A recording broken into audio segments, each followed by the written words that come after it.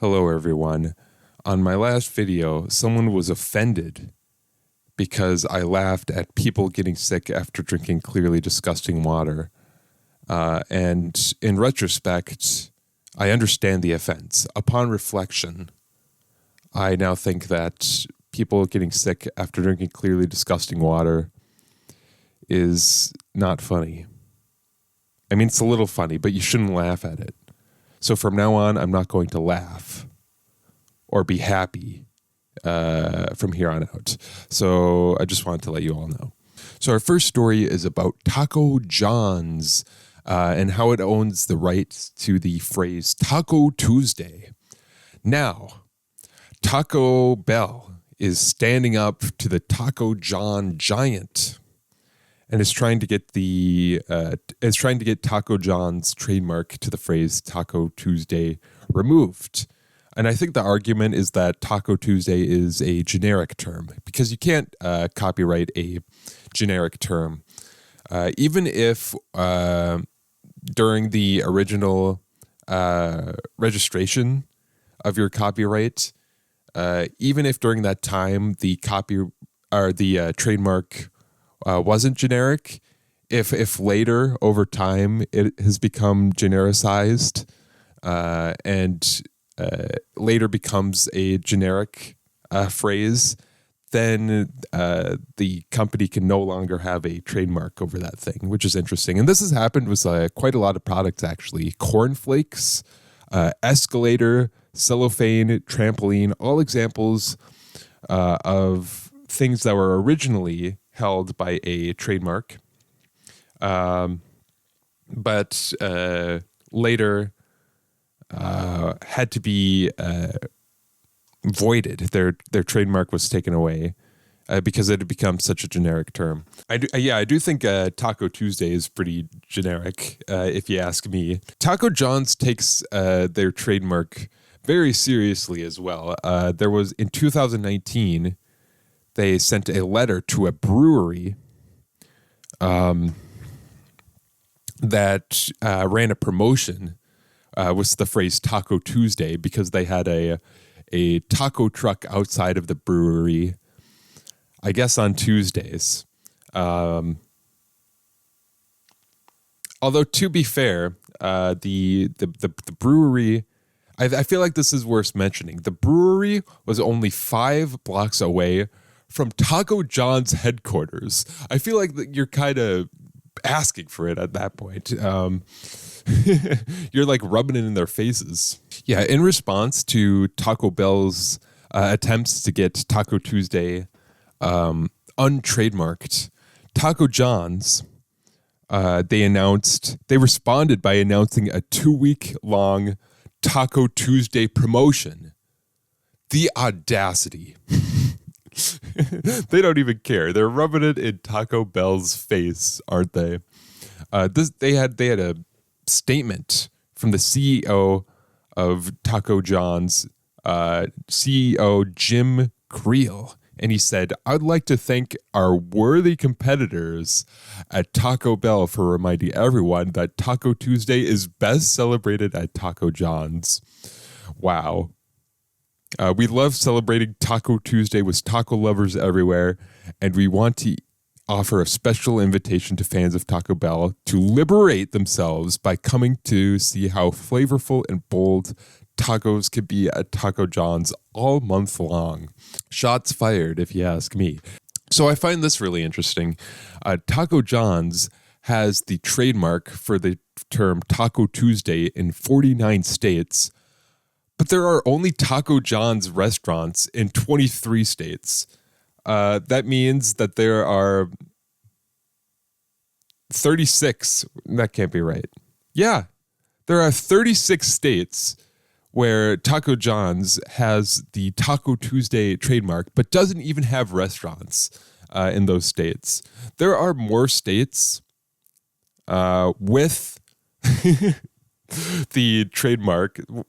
There are more states that Taco John's has the trademark for Taco Tuesday in, and it doesn't have restaurants in, than states that do have Taco John's restaurants.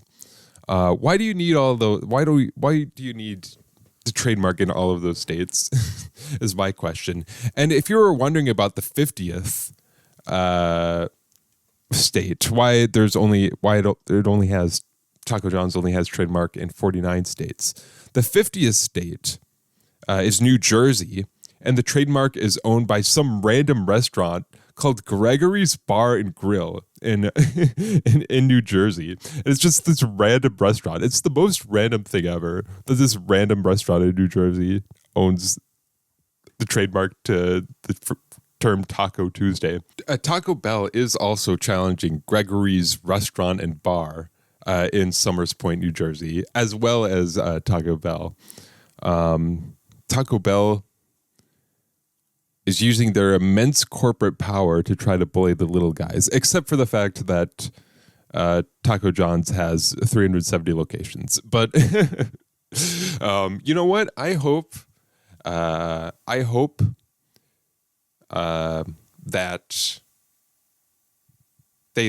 Taco John's does lose the trademark, because it's kind of ridiculous, I think. Although, that being said, I do like Taco John's more than I like Taco Bell. I like they have the potato olays that everybody likes. The potato olays. The secret ingredient is salt. So while we're on the topic of trademarks, I was looking at some interesting things that are trademarked. There are quite a few weird things that are trademarked. I thought I'd go through a few of them. You can trademark a color, which I thought was really interesting. For instance, the orange on the packaging of Reese's Peanut Butter Cups is trademarked. The brown that UPS uses is trademarked. Post-it note, the color of Post-it notes is trademarked. There's a shade of pink that is associated with Barbie that is trademarked. A lot of things, a lot of colors that are trademarked, which is kind of funny in my opinion. How can you? It doesn't matter. Other things that are trademarked: photos of the Eiffel Tower at night. So while the structure of the Eiffel Tower is in the public domain, the light display that is on the Eiffel Tower is considered a work of art by itself, and that is trademarked.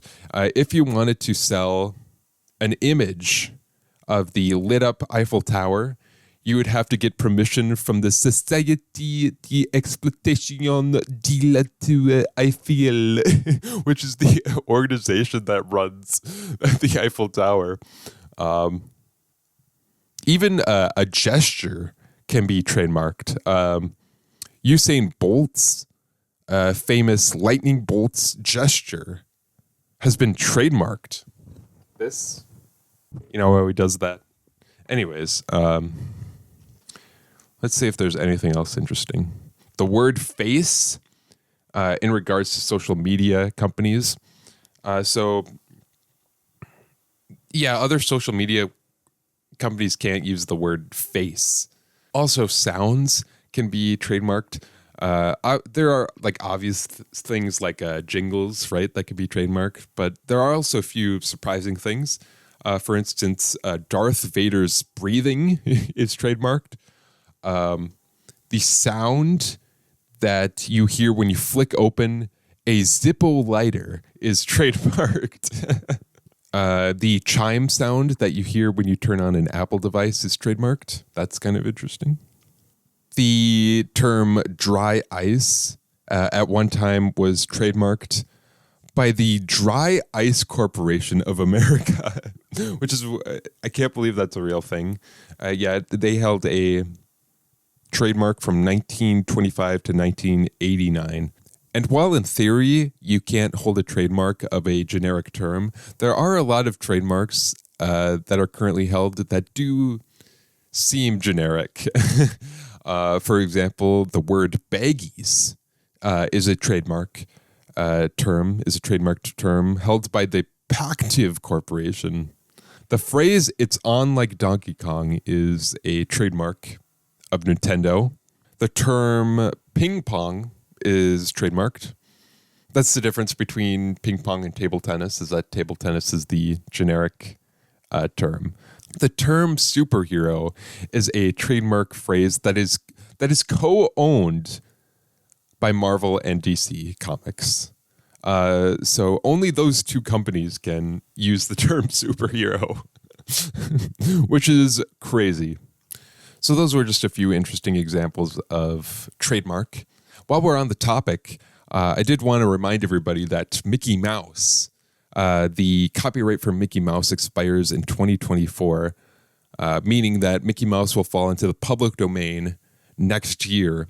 However, Mickey Mouse will still be trademarked because trademark protections don't expire in the same way that copyright protections do.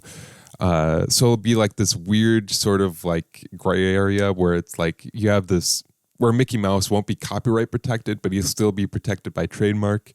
So it'd be like, what extent will we actually be able to, what extent will people or corporations other than Walt Disney Corporation be able to use Mickey Mouse's likeness without getting in trouble with trademark law, right? Trademark protection is weird. I guess this is the entire point of this episode, the main takeaway. All right, we've talked about trademark protection long enough. Let's move on to our next weird news story, which is about a Texas professor that failed more than half of his class for a pretty interesting reason.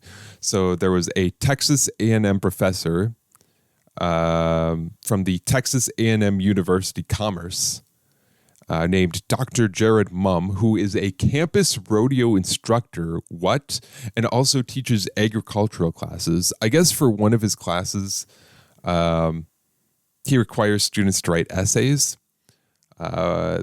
This professor, Dr. Mumm, notified several of his students that they would be receiving an X in the course because Mumm had taken their essays and put it into ChatGPT to test whether they had used the software to write the essays. So he had taken their essays and copied and pasted it into ChatGPT and asked ChatGPT whether or not that ChatGPT wrote these essays. And ChatGPT said that it wrote every single one of them. The only problem is that that's not how ChatGPT works. ChatGPT just like makes stuff up all the time. But I guess that professor didn't understand that. He was like, I ran all your papers through ChatGPT twice, and ChatGPT says you all cheated. ChatGPT has no chill. Narking on all the students, huh? Anyways, yeah, and this literally like affected like some students' graduations, but I think it's trying to be remedied. I think there's an investigation going on in the university. All right, like hopefully this all gets resolved because it's pretty silly. There was one student that was exonerated because I guess he showed the professor timestamps on a Google Doc. Very, very interesting. This next story is pretty interesting. There was a guest sleeping at a hotel. What hotel was it? He was sleeping at the Hilton Hotel, and he was awoken by a hotel manager sucking his toes. Whoo, boy. And he was very confused at first. He said he jumped up and he was screaming. He was saying, "Who are you? Why are you in my room?" Normal things. And the guy was just like not giving any real answers. It says that the hotel manager claimed that he could smell smoke in this guy's room, And that's why he had entered this guy's room. Maybe he thought that the smoke was coming from the guy's feet, so he tried to investigate. And taste and smell are interconnected. It's something to think about. No, this is weird. I have an idea. Why don't I violate this person by touching one of the most ticklish areas on their body? They won't wake up. So pretty strange behavior. Let's move on to the next story because frankly, I'm a little uncomfortable. So this next story is very sad. I just need to add that caveat. So no laughing. No laughing. I'll just read the headline. Las Vegas judge sentences speeding woman on cocaine who killed drunk driver high on meth. Oh my God, Las Vegas is an insane city. It's surprising that you don't hear more stories about it.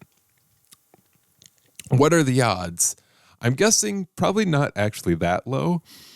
Yeah, so it seems that there was a driver. The driver high on meth was doing a U-turn in the center lane of a road.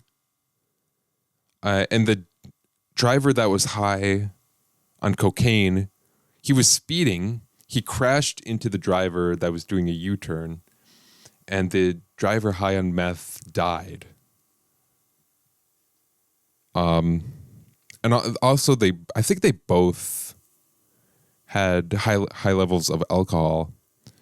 It says that when a trauma paramedic was attending to the person that was high on cocaine, it said, quote, a small baggie containing a white substance fell out of the left side of her bra.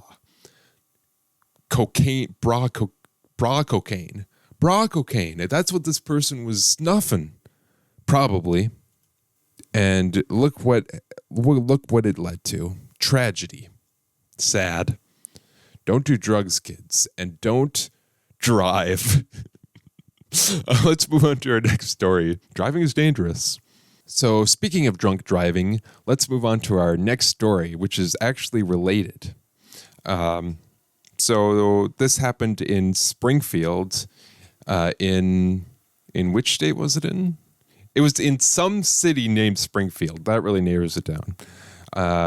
There's a driver that was pulled over by police for driving. He was speeding. He was driving 52 miles in a 30 mile per hour zone. And this is where it gets interesting. The driver allegedly got out of the passenger side and claimed that he wasn't driving.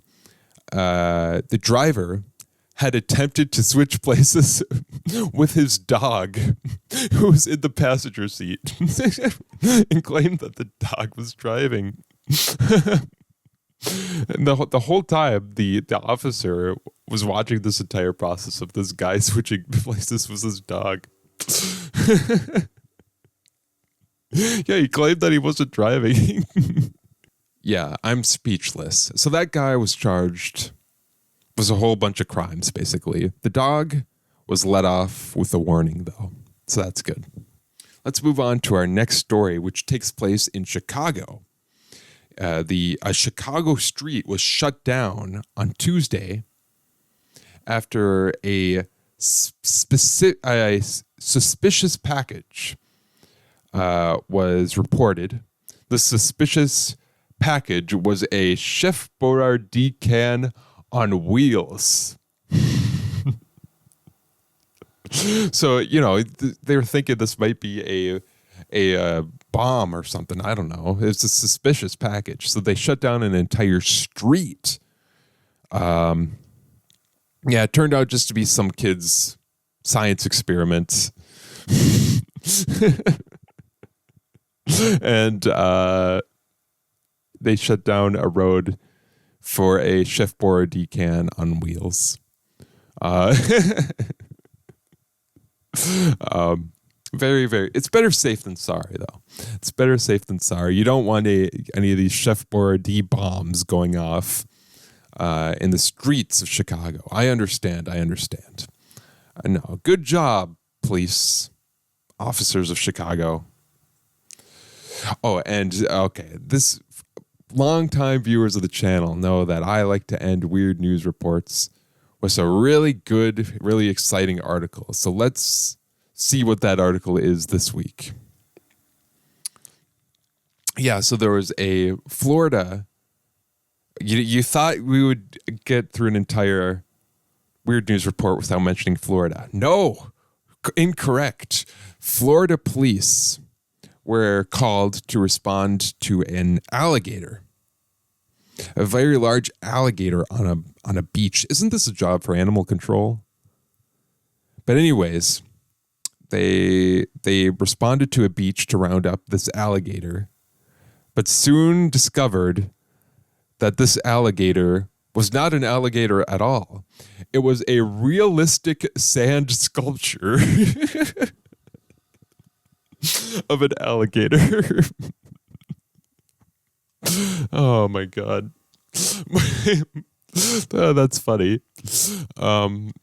That's a compliment to whoever created the statue. That the police were called on this statue. It's always good when the police are called on your art. Because that means something's happening. Provocative, right? Yeah, and the police department had to be a whole buzzkill about it. They were like, actually, have you thought about the turtles that are coming to nest, that are going to be confused by this sand alligator? You should have flattened it. Saving face for the embarrassment of being fooled by a sand alligator. Although I can't say that I wouldn't have been fooled by this alligator. To be fair, it's a pretty impressive sculpture. But anyways, that's it for this week. Thanks.